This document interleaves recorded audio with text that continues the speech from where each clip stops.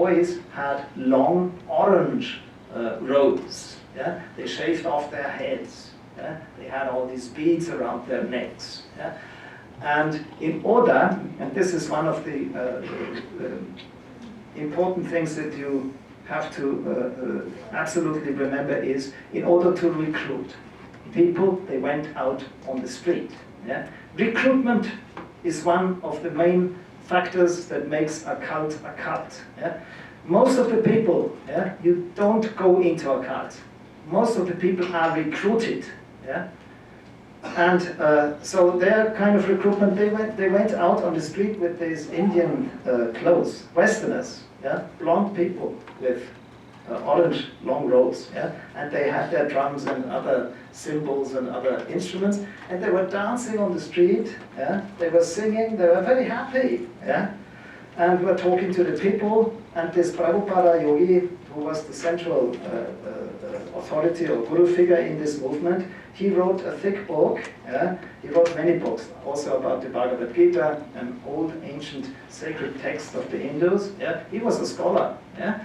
And they gave these books out for free. Everybody could get one copy. Yeah? And they invited you into their temple. They had temples all over. Yeah? They had very good vegetarian food. Actually, in Vienna, I went to their temples a few times. I was a poor student, and I could eat very good Indian food for free. Yeah? At their temple, I said, Hare Krishna, okay, and went back home. So they all have these kind of recruitment mechanisms going. Yeah?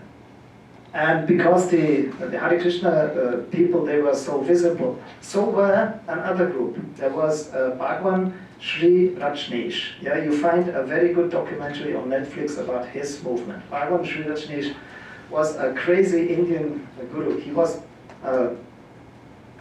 in the beginning, he was a teacher, a professor for Western philosophy. So he was very well versed in Western thinking on the one hand. On the other hand, he always had practiced some Hindu yogic meditation techniques. And he made, his teaching was a real mishmash or potpourri out of Western confrontational, psychological, body therapy things of Western philosophy and old Hindu traditions. Yeah? Very attractive even for intellectual people. Yeah?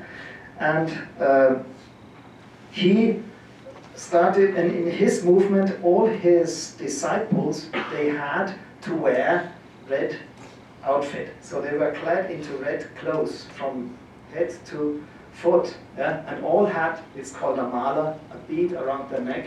In the middle of it was a little photo of the Guru. Yeah? So they were as visible as the Hare Krishna people. Yeah?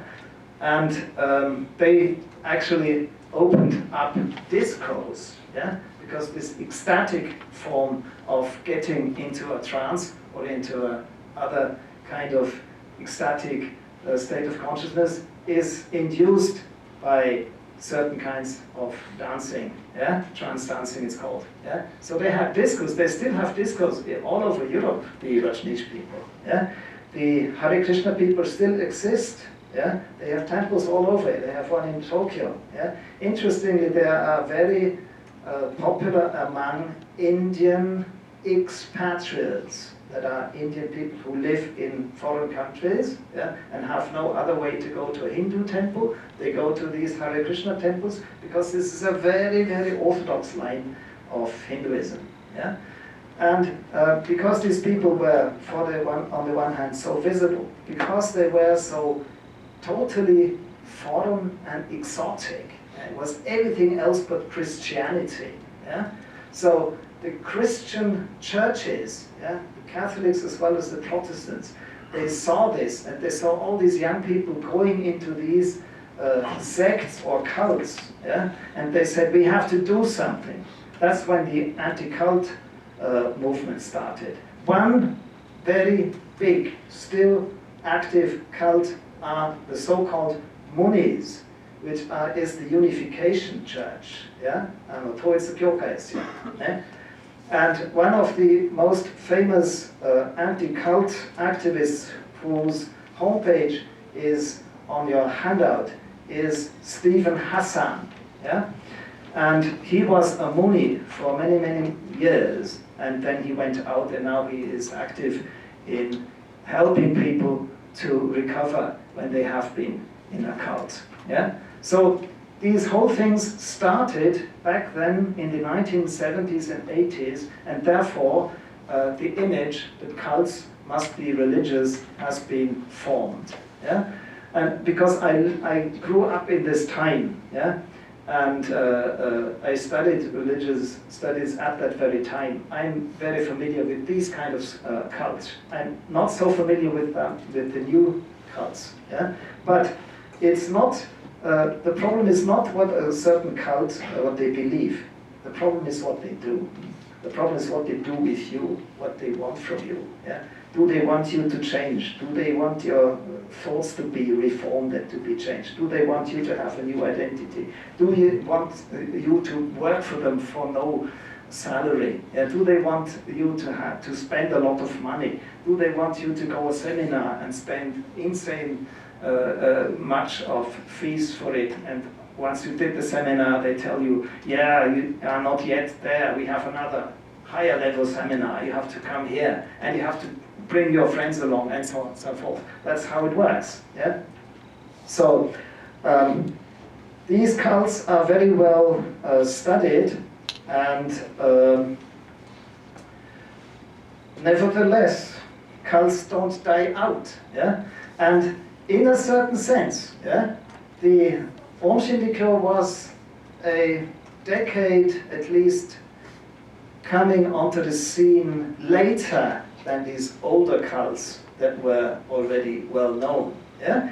And Asahara Shoko, yeah, he started in a very, as I said, benign way. I mean, you know the story, born 1955, visually slightly impaired, had to go to a special school, had all kind of ambitions. He wanted to become prime minister. He wanted to go to Todai. Everything, of course, didn't really work out. Yeah? And he became a practitioner for some healing stuff and had a brush with the law because he was a quack. Yeah? And the thing we have to know about him is that before he started his own group, he was in a, I would say, call it a cult, which is called Agon Shu. And the founder of this Agon Shu was Kiriyama Seiyu, who was also kind of a guru figure. And he published a book, yeah, in Japanese. The title was Nikkyo Chō no Ryoku no Himitsu. Yeah? So he promised people, when they do this and that kind of meditation, that they will acquire supernatural powers. Yeah? And Asahara was in this group, and that was exactly the same thing he promised his own disciples as well afterwards. Yeah? That's one thing we have to keep in mind. The other one is that quite possibly he saw this group and he learned his roles, yeah? The position of a guru, yeah? And how a group is organized in a hierarchical way, yeah? And how authority is exerted. Then, one of the main characteristics of a cult is there is a central figure, yeah?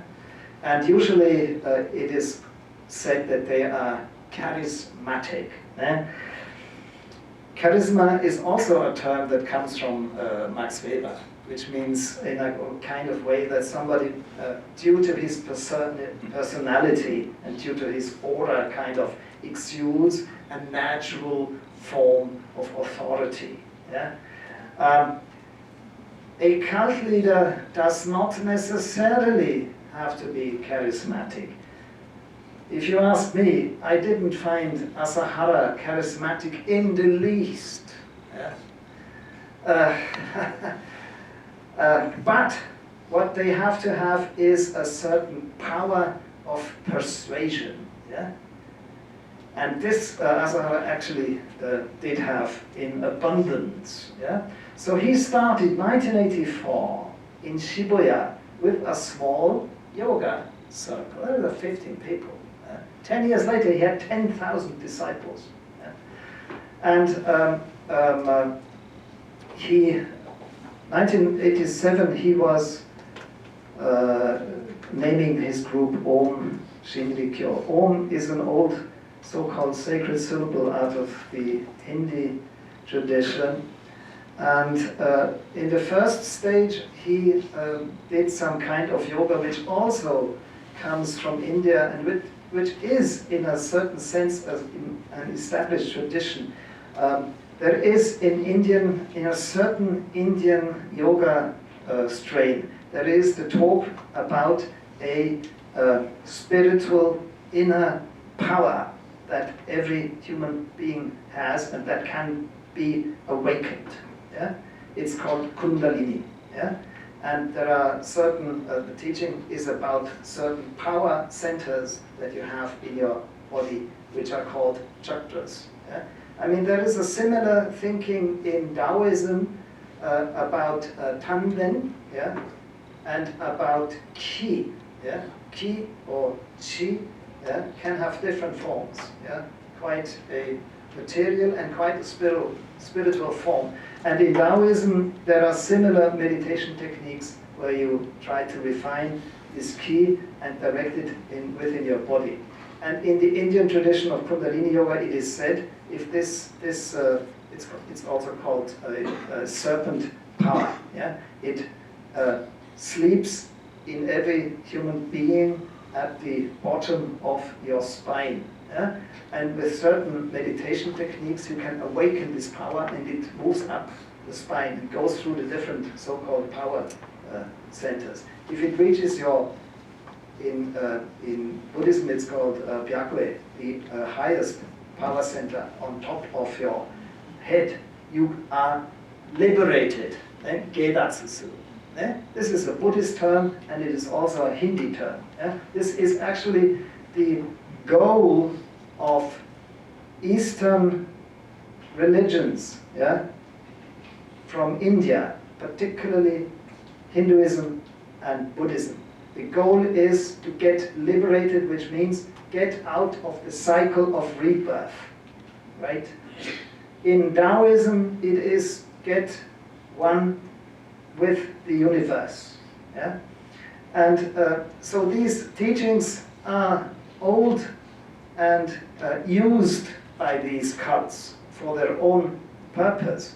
And make no mistake, Asahara, when we talked about recruitment, he did targeted recruitment among students, yeah? Among technical students as well, high IQ people, yeah? Who were big readers. And even Asahara, he was studying a lot. He was getting familiar with all kinds of mystic and so-called secret traditions. Tibetan Buddhism, for instance, was in his later phase important study that he did. And yeah, so he promised his own students at the time that they can work with this spiritual power and that they can reach liberation. That was the first stage. Yeah, this is an old yogic practice and still on the, if you do it right, on the benign side. Yeah? But then he became more and more ambitious. Yeah? And the more people that came into the group, yeah, the more attention he got himself. And most of the cult leaders are narcissistic personalities. They need permanent attention. And Steve Hassan actually wrote a book about Trump, and he claims that the Trump movement is nothing else but a political cult. Yeah? And Trump is a paradigmatic cult figure if you look at him. Yeah? He's a narcissist, absolutely narcissist, yeah? And a sociopath. Yeah? And so the problem is that these groups, when they get bigger, there is a own dynamism working. Yeah? That means the central guru figure, of course, these figures always claim, yeah, this is what you see at the top of the list, the charismatic leaders, they claim that they have some special insight, some special message, some special wisdom nobody else have, but he can teach you and only you, and you are selected. You are part of an elite group that is going to be liberated or saved. Yeah? And so the problem is that this figure wants you to be absolutely loyal. There is no criticism at all allowed. Yeah? You have to throw away your rational thinking once you are in a cult. Yeah? And there are many techniques that foster this kind of thing. Yeah? And he needs adulation. Yeah? And because so many people all of a sudden listen to him, he more and more becomes a megalomaniac. The leader. And this is a dynamism that goes on both sides. The more the people adulate their leader, the more the leader gets megalomaniac. And so this is the dynamic that happened in the Om Shindikyo. And the next thing was that he became ambitious. And that also happens quite a bit in cults, that they want political and social influence. And actually, Asahara Shoko, he founded a political party, and he wanted to get into elected. I mean, Kame-sensei can certainly remember they were on the street, all in white, clad in white, all had masks, looked all like Asahara. They were singing a certain song. You could hear the kids at the time. The kids on the street sang this song, Asahara Shoko, Asahara Shoko, something I don't know. It was terrible. But he lost of course. Nobody won in the elections of his group, which had another switch in the whole dynamic, which means, oh, these people, they do not know how important I am. I am the prophet. I know how the world is working. I can help you, all of you. I can save you. And they don't see that. They are evil. They are stupid. They are our enemies. And once this starts, and usually this is another characteristic of destructive cults, that they have a very strong so-called Manichaean worldview, which means that it's on the second part of the handout, which means that black and white, good and evil, is absolutely clear. There are no gray zones. So in the end, your own group, which is the selected elite, spiritual elite, is of course all through good and on the light side. And the rest of the world is black, is evil, is bad, is dangerous, and they starting to get a paranoia, which is quite common among these cults. They think that they want to destroy us, the enemies outside. That was exactly what Asahara was teaching his own people. So what they do is, we have to defend ourselves, and they get arms. That happens actually with Bhagwan Sri Rajneesh, which I mentioned at the beginning. These red-clad disciples. Bhagwan Sri Rajneesh had to flee from India. He had a center in Pune for a long time, and he fled to America, to Oregon, where he built up a big city. Rajneeshpuram it was called. And he had started to get the same paranoia. He had armed guards. And it's easy in America, of course, to get firearms. So they were heavily armed people. And in the case of Asahara,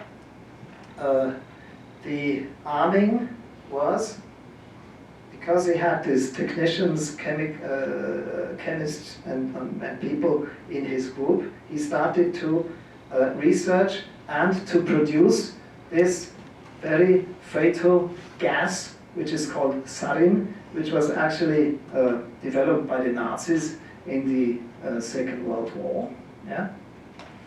And once this paranoia is working, there are, again, two dynamics that can happen. Yeah? The cult gets aggressive. And the aggression can go either to the inside or the aggression can go to the outside. Yeah? So we had a very famous cult which was called the People's Temple. I forgot to mention that.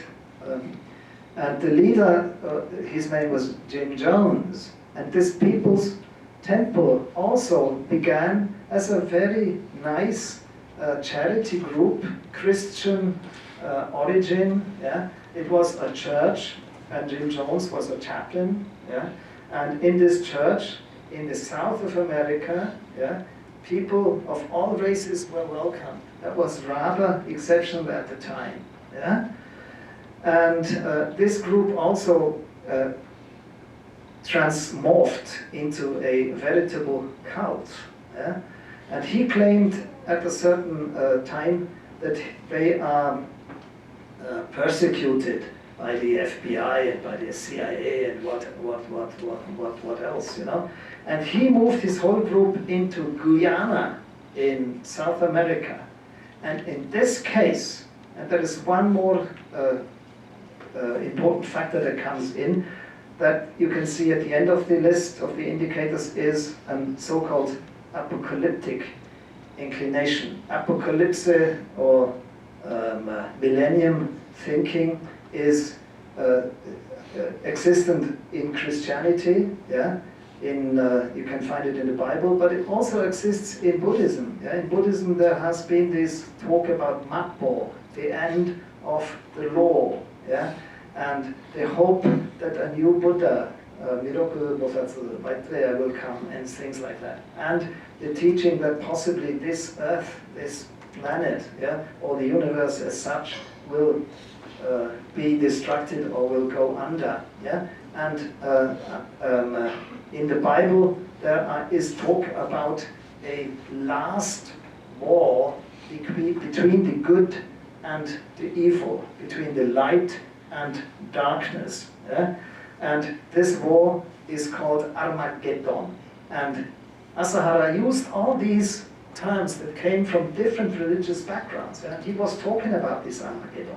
And he was permanently giving out prophecies. He was said around, shortly before 2000, what was it, 1990 or something, the world will perish, will be over. Yeah? So there is this talk about the end of time. Yeah? And once this comes in, yeah, this destructiveness or this aggression gets even stronger. Yeah? So in the case of Jim Jones's People's Temple, you can many things you can find in the net about this. Jim Jones People's Temple. Yeah? They made, it was a mass suicide. Some call it, possibly more aptly, a mass murder. It was over 900 people in the jungle of Guyana who drank a cyanide concoction, yeah, poison. Yeah. Many of them were shot, yeah. And they committed mass suicide, if you want. Yeah.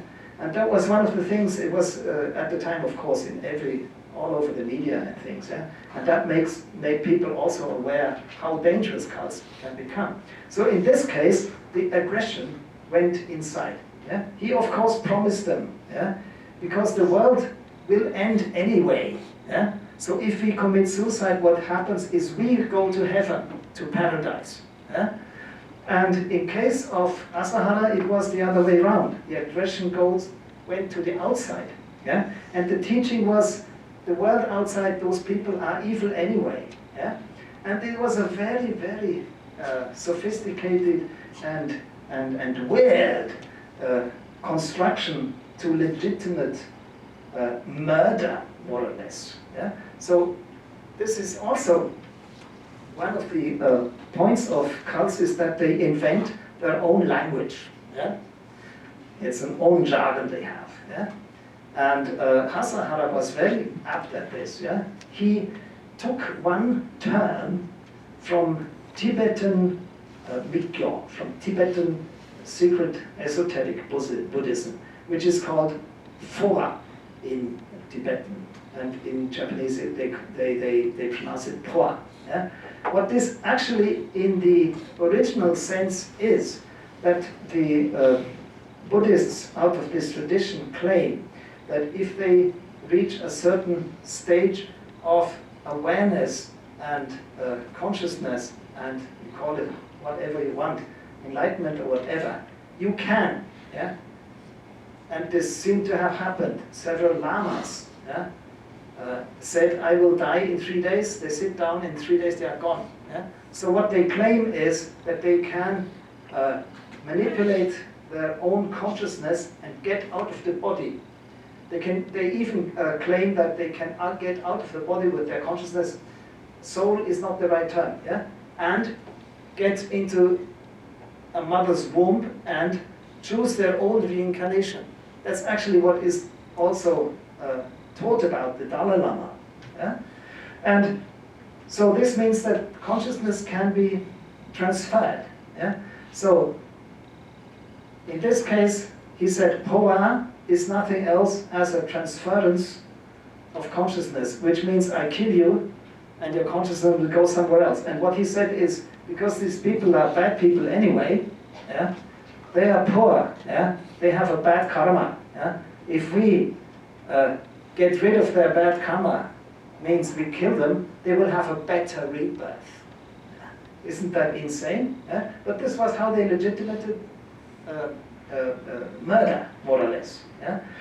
And so in the case of the Aum Shinrikyo, the aggression went to the outer world. They had the sarin terrorist attacks and stuff. And so what they did is they didn't wait until Armageddon happens, as was prophesied but didn't happen. They made the Armageddon with their own hands, so to speak. Yeah? And the Aum Shinrikyo, as I said, it is the paradigmatic textbook cult, if you want. Yeah? Every indicator that is on this list applies to it. Yeah? We have the charismatic leader, we have this claim of having a special wisdom that I can give you. Yeah? There is this absolute dogmatism that is very, you can't criticize anything. Yeah? There is this hierarchy. Yeah? So people, if they are longer in the cult, they get into leading positions. There is the authoritarian structure. Yeah? Authority goes top down, never from down up. Yeah? And then I talked about this recruitment. Yeah? So I will return to this later. Yeah? Then one more thing, front companies. Yeah? The Aum Shinrikyo had a lot of businesses in computer and in programming and stuff. They had the people with the savvy, they could do that. And they made quite a bit of money with that. Yeah? It also produced trouble. Kansai, they produced as well, and a lot of other things. Yeah. So, and then the political activity, I was talking about that. Yeah? The thing with the dropouts is a own topic. Yeah? If somebody has questions to that, we can go to that later. Yeah, but it is, people are, if possible, hindered to leave the cult. There were several cases in Aum Shinrikyo where people tried to leave, and they were brought back violently into the cult, and they have been punished. They've been put into hot water or into containers where they had to sit for days and meditate and blah, blah, blah. Yeah? So they don't want people to leave the cult because they have a lot of inside knowledge. They don't want to get to the outer world. Yeah? And, but sometimes if people are totally burnt up, if they have no money anymore to spend, some people develop a psychosis because of all this cultic stuff. Yeah? They are thrown out. Yeah? They have no scruple with that. Yeah? Then I talked about the isolation of members. So if you get in a cult, if you get in a group that tells you, yeah, your old friends, they are bad influence. It's better you cut your ties with them. Yeah? Your family is not good. Yeah? It's better not to go back to your parents.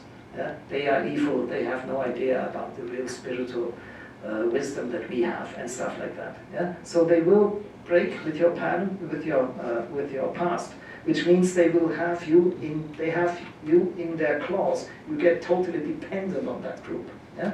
And dependent on the peers that you have there, friends, so-called friends in the cult, yeah, who supervise you all the time. There's a lot of peer pressure to conform to the cultic way of behavior, thinking, emotions, and whatever. Yeah?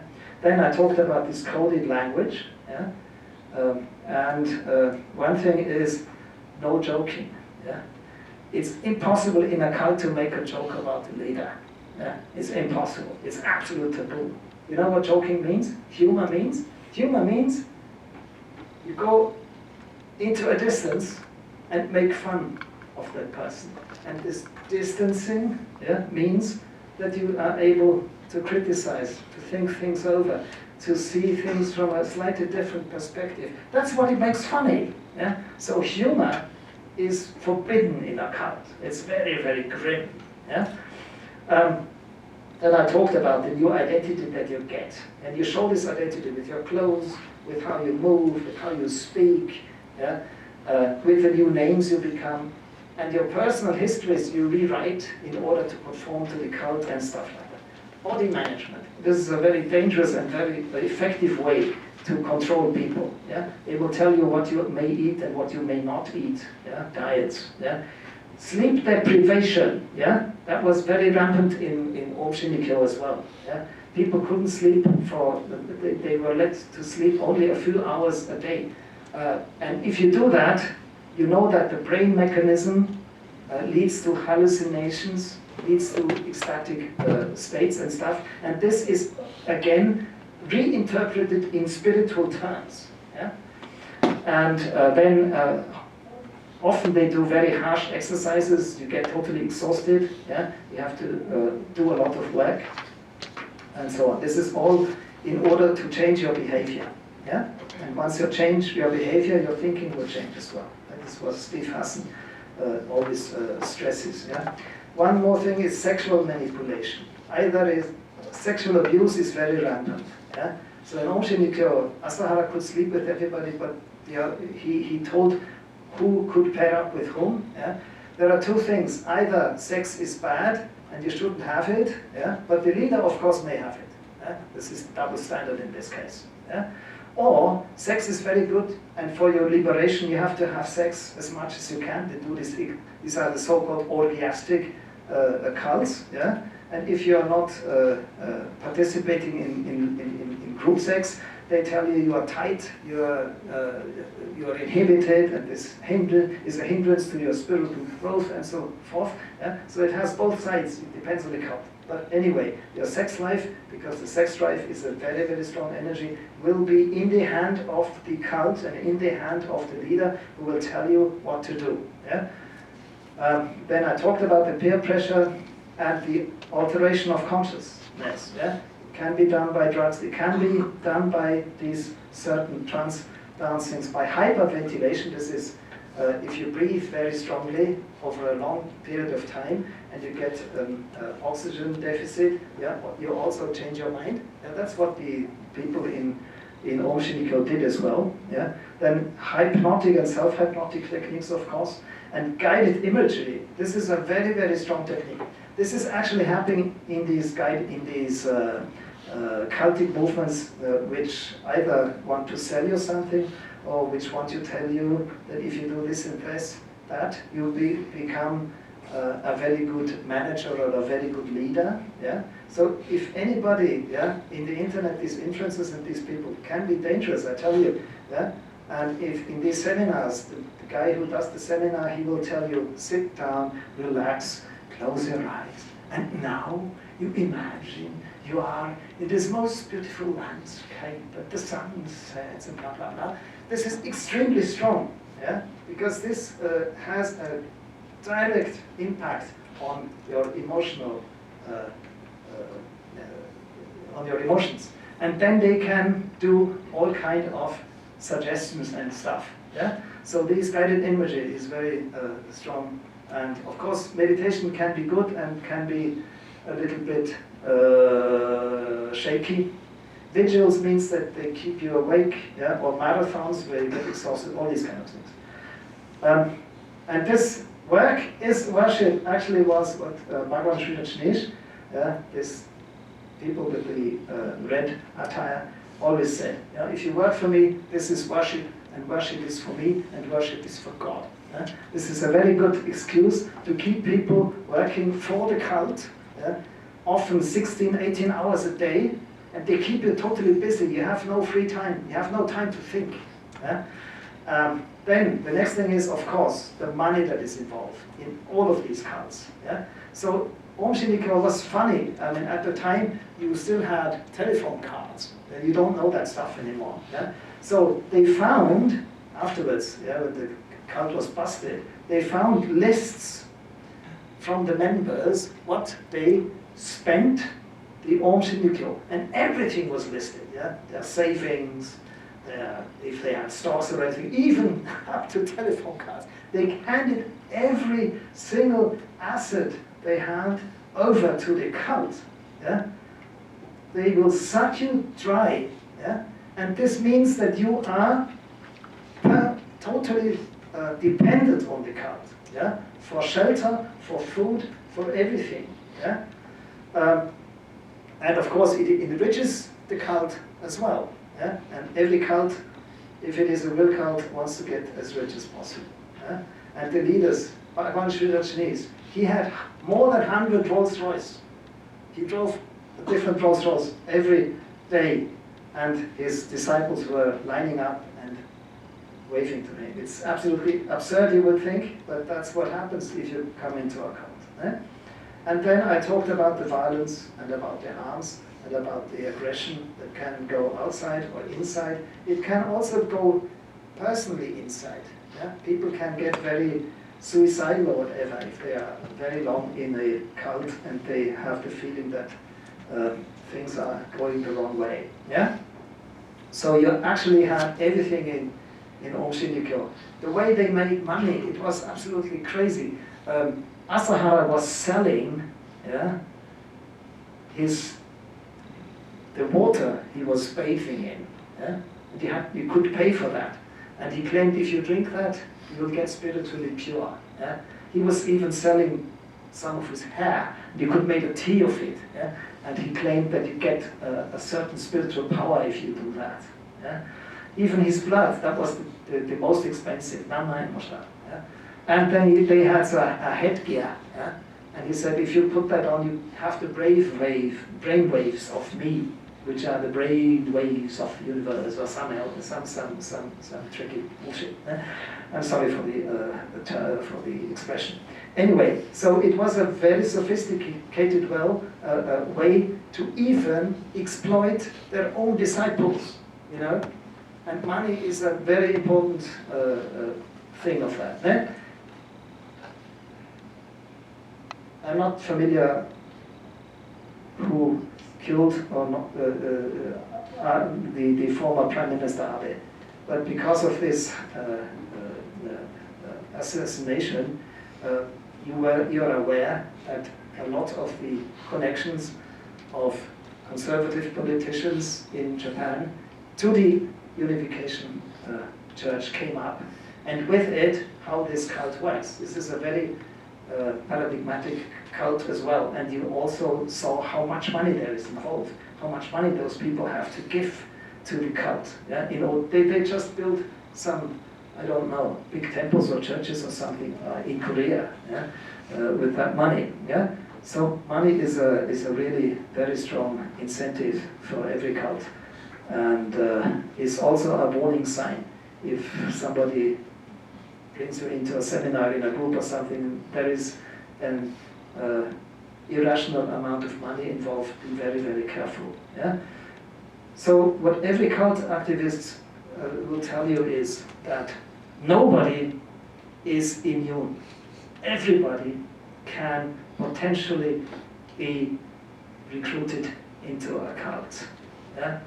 And that's what you don't want to actually acknowledge, because everybody thinks I'm a free person. I won't go for this absurd irrational stuff or something, but no. And one thing is that people are particularly vulnerable in so-called transition situations. And becoming a student is one of that. Yeah? Many who go to university, they will leave their parents' house for the first time in their life. Yeah? They have to make new friends. Yeah? They have to make a new life with their students, their student life. And in this period, you are in a certain way insecure. Yeah? And the recruiting goes, as is here, called love bombing. Yeah? So if somebody, the problem is that 1/3 of the people who are recruited into a cult have been recruited by either family, relatives, or friends. That's people around you. Yeah? So if somebody tells you, hey, I know about a very, very nice weekend workshop, wouldn't you come along? Yeah? Beware. Yeah? Somebody says, I know this seminar, if you go there, you get really happy. You know, this kind of circle, if you come here and invest some money, you can make a lot of profit in a short time, or whatever. Yeah? There's everything very dangerous. Yeah? So what you can do is inform yourself about how cultic movements work. These indicators, yeah, that are listed as characteristics of destructive cults. If they apply, run away. Yeah? It's a cult. Yeah? And if somebody, as I said, yeah, tries to lure you to some seminar, workshop, or whatever, yeah? First thing is, and that's what you can do, you can immunize yourself. Yeah? First thing is, ask this person, even if it's your friend, how long are you involved with this group or with this seminar stuff or whatever? Yeah? The longer the involvement of this person, if she honestly tells you, the more suspicious it is. Yeah? Second thing, is there somebody in this seminar who is in a leader position? Yeah? And usually there is. Yeah? And then you ask about the background of this leader. Yeah? What kind of education does he have? What credits does he have? And so on.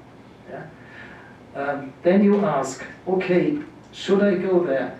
What do you expect me to do? Yeah? What do you expect me to do for this group or whatever? Yeah? And so these critical questions, usually the people are very defensive. Yeah? So if you tell him, and you should also ask, are you trying to recruit me for something? Yeah? And I tell you, the answer will be no way, I don't recruit you. Yeah? No group involved, nothing. Yeah? I just like you. You're an attractive person. You're such a nice, special individual. Yeah? I want to be your friend or something. This is exactly the answer a recruiter will give you. Yeah? If you hear this kind of stuff, you are recruited. Yeah? This is what is called love bombing. Yeah? Everybody wants to be happy. Everybody wants to be recognized, respected. Everybody wants to be something special. Everybody wants to be financially in a good position. Yeah?